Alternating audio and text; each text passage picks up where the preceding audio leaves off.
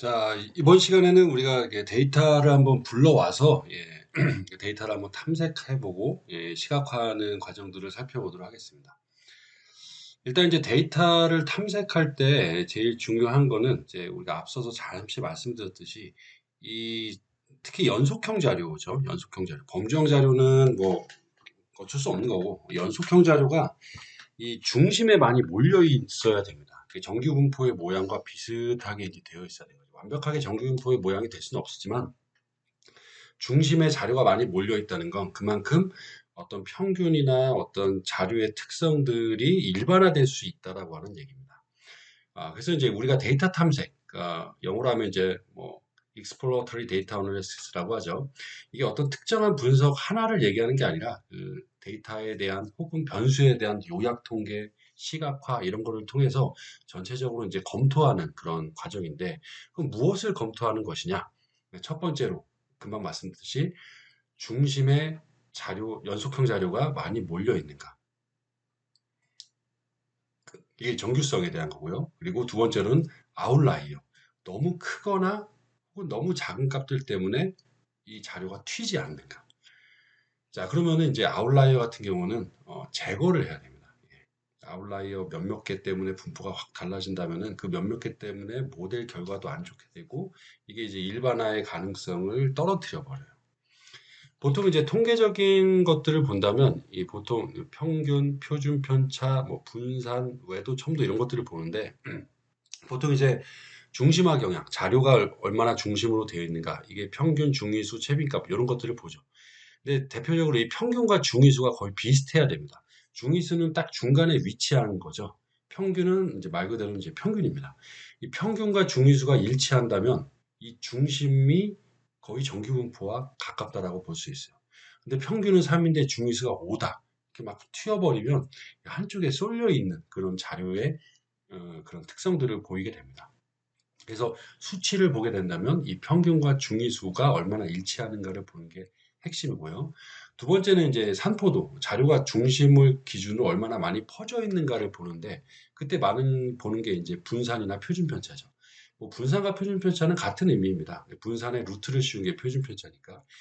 다른 그 분산과 표준 편차가 몇 이상이다, 이하이다 이렇게 얘기할 수는 없지만 다른 변수에 비해서 너무 크거나 너무 작은 것들, 특히 이제 좀 분산이나 표준 편차가 작은 건 좀 괜찮아요. 왜냐하면 작다는 건 그만큼 중심에 평균의 자료가 많이 몰려 있다는 거니까 차라리 나은데 분산과 표준 편차가 너무 커버리면 이거는 이제 거의 뭐 큰 값과 작은 값들이 상당히 많이 존재하기 때문에 역시 일반화의 가능성을 떨어뜨려 버린 거죠. 모델의 좋은 성능을 보이기가 좀 어렵습니다. 자, 그리고 이제 분포도, 이 외도와 첨도인데 정규 분포일 경우에는 외도와 첨도가 모두 0입니다. 근데 이제 외도가 4, 이래 버리면 어느 한쪽에 확 쏠려 있다는 거예요. 그러니까 외도 같은 경우는 간단하게 좀 말씀드리면 이제 보통 이제 이렇게 중심에 많이 쏠려 있을 때 이제 이 외도가 0인데 만약에 어, 왼쪽에 많이 쏠려 있다. 왼쪽에 많이 쏠려 있다는 건 이제 작은 값들이 대부분인데 큰 값들의 아웃라이어들 때문에 이렇게 쏠려 있는 거죠. 이럴 경우에는 외도가 마이너스일까요? 플러스일까요? 보통 이제 왼쪽에 있기 때문에 마이너스라고 생각이 되지만 이때는 외도가 플러스입니다. 반대로 이제 이렇게 오른쪽에 많이 쏠려 있을 경우, 즉 작은 값들 때문에 오른쪽에 쏠려 있을 경우에는 외도가 마이너스예요. 어쨌든 0을 기준으로 절대값으로 보면 약 2 정도, 2보다 작은, 2도 약간 크긴 한데 어쨌든 2 혹은 1보다 작은 그런 외도의 값을 보인다면 상당히 좀 안정적인 중심에 몰려있는 자료로 괜찮다. 모델에 적용해도 괜찮다는 거고요. 첨도는 이제 뾰족한 정도죠. 만약에 정기분포가 이 정도인데 되게 뾰족해요. 거의 중심에 대부분 자료가 몰려있어요. 그럼 첨도가 정기분포일 때 0이니까 이때는 뭐 7일 수도 있고 10일 수도 있고 상당히 크죠. 근데 대체적으로 첨도는 크면 크게 문제가 되진 않아요. 물론 이제 학자의 연구들에 따르면 첨도가 7보다는 작아야 된다. 너무 몰려 있어도 조금 자료의 어떤 그 일반적인 그 특성들을 골고루 반영하지 못한다라고 이제 보기는 합니다. 근데 첨도가 너무 작다. 그러니까 예를 들어서 이런 식이죠. 이렇게. 예. 자, 이렇게 양쪽에 너무 퍼져 있는 경우는 첨도가 뭐 0점, 0점이 아니죠. 마이너스 2, 마이너스 7, 막 이렇게 될 수도 있겠죠. 이런저런 자료는 너무 안 좋죠. 그래서 외도는 절대값 최소 2 미만, 첨도는 7 미만 정도로 보는 게 일반적입니다. 자, 이런 그 정규성, 정규분포와 유사하게 중심에 많이 몰려 있는지, 그 다음에 아웃라이어, 너무 튀는 값들이 존재하는지, 이런 것들을 살펴보는 게 이제 핵심적인데, 이 통계량 가지고만 보기가 좀 어렵기 때문에 우리는 이제 실제적으로 히스토그램을 좀 봐야 됩니다. 그래서 이 분포의 모양에서 이런 식으로 이제 이상값들이 존재한다. 그러면은 요 기준에서 이 이상값을 버리는 어, 그런 좀 결정을 좀 해야 됩니다. 이것도 데이터 아니냐? 실제 데이터. 실제 데이터가 맞다 하더라도 이게 다른 경우나 다른 상황에서 일어날 가능성은 그렇게 많진 않아요. 그러니까 예를 들어서 예전에 한번 제가 그 교통연구원이라고 하는 데에서 한번 데이터 분석 자문을 했었는데 음, 한 달에 그 교통카드로 얼마를 쓰죠, 보통? 뭐 출퇴근하고 뭐 일제 저녁 뭐 적게는 3만 원, 많게는 뭐 10만 원, 20만 원 쓰겠죠. 근데 몇몇 자료에서 한 달 동안 쓰는 교통카드가 100만 원, 200만 원 그런 자료들이 있었어요. 그런 사람들이 몇몇 있어요, 몇몇. 그럼 그 자료를 넣을지 뺄지를 가지고 이제 그 연구원 분들이랑 같이 얘기를 했었는데 결론은 빼야 됩니다. 예. 그런 몇몇 사람들이 존재하는 게 실제라 하더라도 그런 사람들을 위한 모델을 만들고 일반화를 하는 게 아니잖아요. 정상적이고 일반적인 범위 내에서 뭐 거리가 멀면 교통카드 비용이 는다든지 교통카드 비용이 늘면은 뭐 다른 변수들이 어떻다든지 이렇게 해야 되는데 대부분 뭐 10만 원, 20만 원 이내인데 몇몇 자료가 100만 원, 200만 원, 300만 원 그러면 그 몇 자료들 때문에 자료가 어그러져 버려요. 예. 그 중심을 지나는 선을 제대로 못 찾거나 바이어스가 심하거나 그래서 아웃라이어는 최대한 제거하고 중심에 자료가 많이 몰려 있는 형태로 만들고서 모델을 적용. 그게 이제 비지도 학습이든 지도 학습이든 모델에 적용하는 게 좋습니다. 자, 그리고 이제 만약에 선형외기 분석과 같은 독립변수도 연속형이고 종속변수도 연속형인 그런 이제 두 개 간의 관계면 산정도도 같이 보는 게 좋습니다. 보통 이제 선형외기 분석 같은 경우에는 X가 증가할 때, 즉 소득이 증가할 때 행복이 증가하는가와 같은 어떤 관계를 보려고 하는데 이게 자료의 중심을 지나는 선들이 안정적으로 이렇게 돼 있어야 돼요.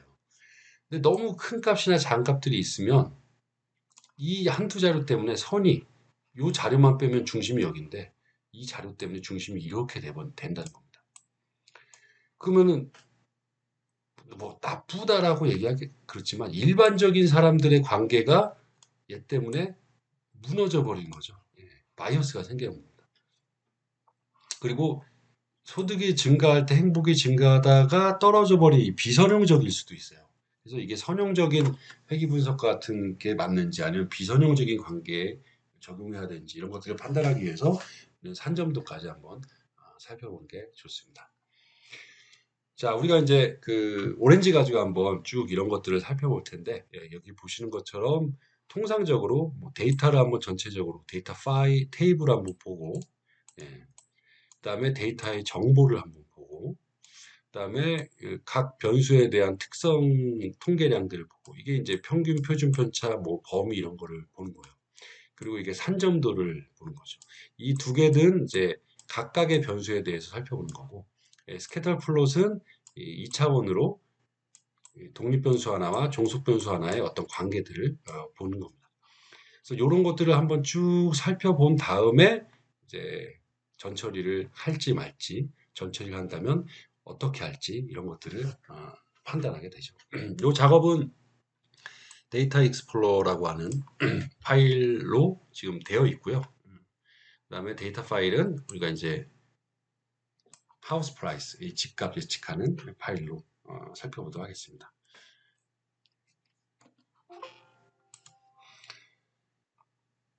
자, 이제 오렌지를 불러왔습니다. 열었고, 그 다음에 우리가 데이터 파일 한번 불러와야죠. 예, 파일로 불러와도 되지만 CSV 파일로 불러볼까요?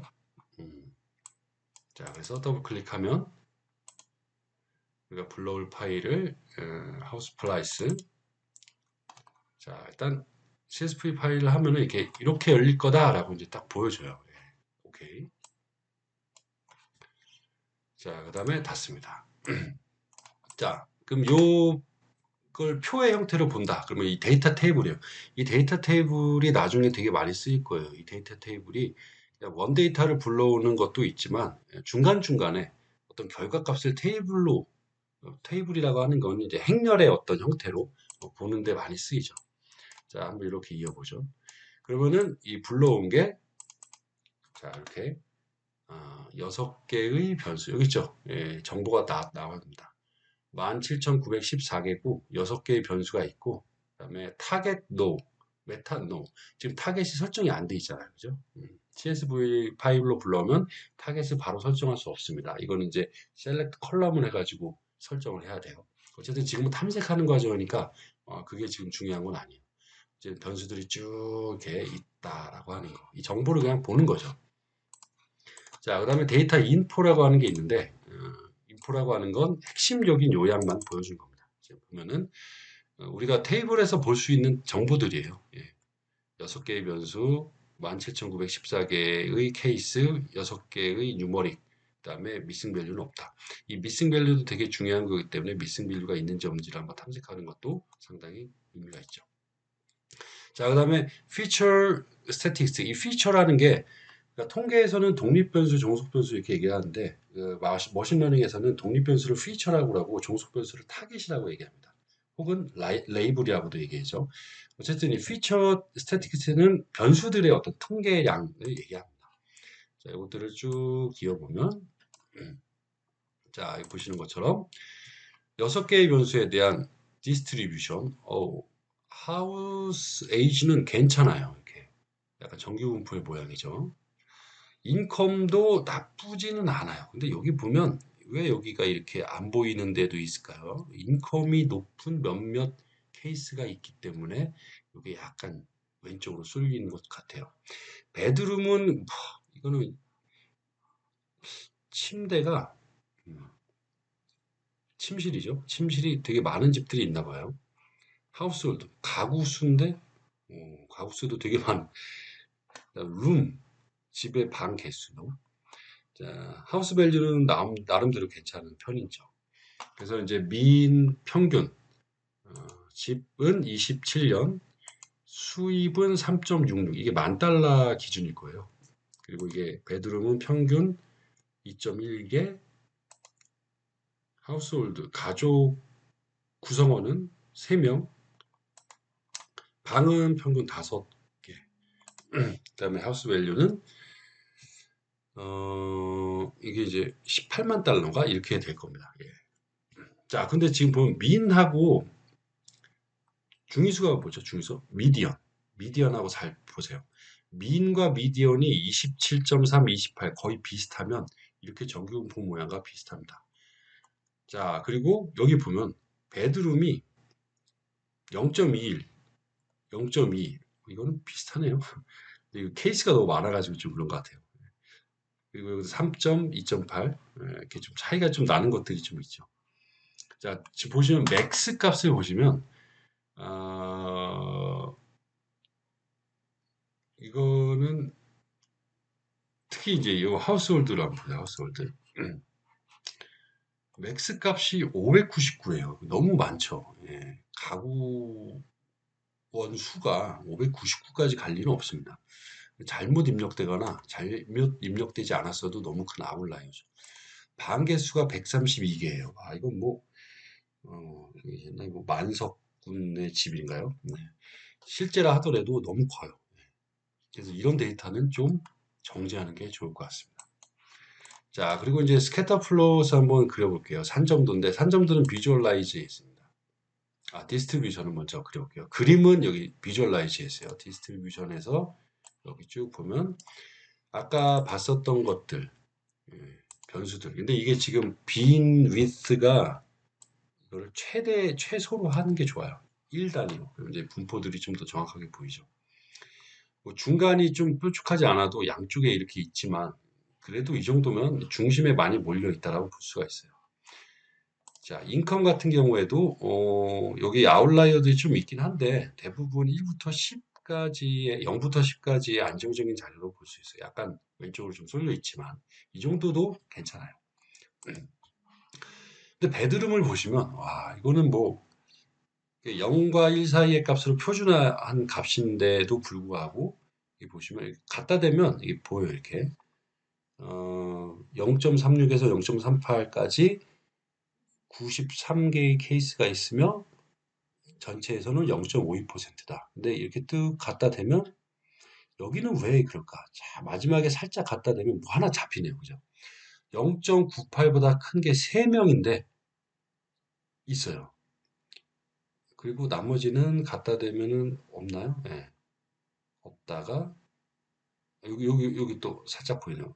0.6, 0.62 2명. 0.62에서 0.64 3명. 아, 여기 조금조금하게 몇 명씩 있습니다. 한 명, 두 명, 세 명 뭐 이런 게 있어요. 그러니까 저라면 한 요 정도에서 어느 수준에서 딱 잘라서 아웃라이어를 버릴 거예요. 이 몇 명의 자료 때문에 데이터가 집값과 집값을 예측하는데 이런 데이터가 있는 게 의미가 없어요. 자, 하우스홀드도 마찬가지예요. 지금 보면은 이 한 명, 예, 580명 이상 한 명, 나머지는 없어요. 예, 마우스 쭉 갖다 주시면 얘 몇 명 때문에 그죠? 한 명 때문에 그래프가 이렇게 돼버린 거죠. 이거 어떻게 해야 돼요? 제거해야 되죠. 룸, 룸도 마찬가지예요. 룸도 대부분 여기 몰려 있는데, 그죠? 여기 갖다 대면 조금씩 있어요. 아, 얘네들도 좀 문제네요. 근데 여기 보면은 룸이 130개 이상이 한 개 이상 개. 얘 때문에 이제 이렇게 된 거죠. 그래서 이런 애들을 제거를 하고 분석을 해야 됩니다. 이 정제 과정은 나중에 해보도록 하겠습니다. 자, 그리고 마지막으로 이제 스캐터 플롯 한번 보죠. 스캐터 플롯은 특히 선형회귀 분석과 같은 독립변수도 연속형이고 종속변수도 연속형, 수치형인 자료의 두 개 간의 관계를 보는데 상당히 이제 유용하게 사용됩니다. 자, 이렇게 하면 이제 마우스 휠을 이렇게 하면 이제 움직여요. 지금 보면은 자, Y가 이제 하우스 홀드예요. 자, 인컴 하우스 에이지로 한번 해볼까요? 하우스 에이지는 이거는 별로 야, 이거는 사각형이네. 이 상강 이게 이제 R이라고 하는 게 그 회귀 개수예요. 여기 밑에 보시면 이제 요게 회귀선 라인을 그려라 그리지 마라 이런 게 있고요.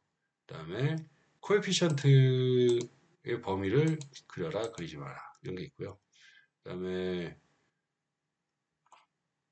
음, 네, 요 정도? 네. 그러니까 지금 보면은 집값하고 집 연수하고는 크게 관련이 없을 것 같아요. 여기 보면은 R이 0.03. 이게 0과 1 사이의 값을 갖는 어떤 그 두 변수 간의 관계 지표인데 0.2보다 작으면 관련성이 상당히 좀 떨어지는 거죠. 근데 0.03이면 상당히 좀 관련성이 없습니다. 그래서 버리진 않더라도 관련성이 없을 것 같다라고 예측할 수 있고요. 그다음에 인컴을 넣으면 자, 이거 보시는 것처럼 이게 우상향하거나 우하향하는 관계들이 나타나야 돼요. 지금 보시는 것처럼 집값이 어, 소득이 높은 집일수록 이제 집값이 좀 이렇게 증가하죠.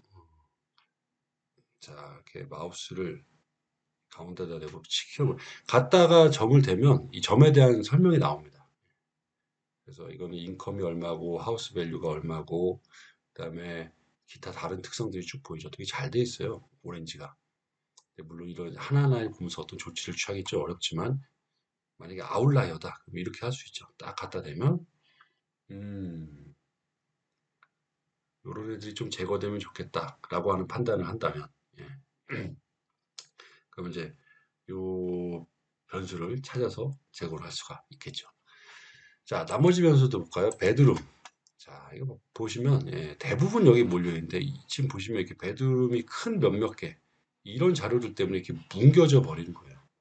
실제적으로 상관관계가 마이너스 0.22로 나타나는데 이런 애들이 사라져 버리면 관련성이 더 강하게 나타날 겁니다. 자, 이렇게 이건 더 심하네요.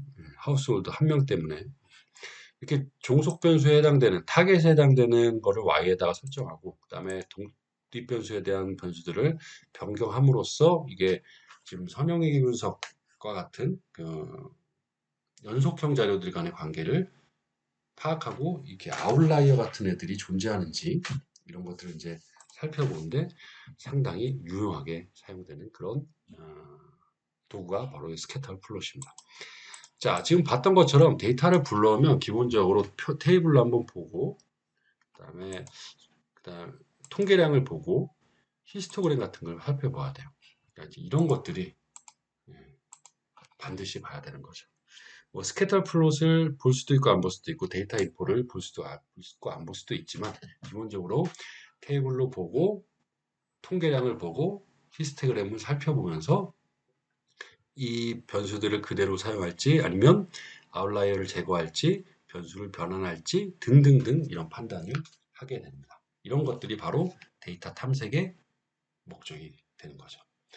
자, 그러면 우리 다음 시간에는 우리가 이제 이렇게 아웃라이어도 제거해보고 그리고 지금 변수가 6개 있는데 좀 보면 이제 이 베드룸이나 룸 같은 경우는 하우스홀드로 나누는 게 좋을 것 같아요. 그러니까 집이 크다, 방이 많다 이런 것도 있지만 가구당 집, 가구당 방의 개수, 가구당 침실의 개수 이런 게 조금 더 약간 인사이트가 있을 것 같습니다. 이런 판단은 물론 연구자가 자기 분야에서 좀 새로운 변수를 만들어서 하는 게 더 좋을 것 같다라고 하는 그런 경험치가 있어야겠죠. 자, 그럼 다음 시간에는 이렇게 정제 과정을 한번 살펴보도록 하겠습니다. 자, 오늘은 여기까지.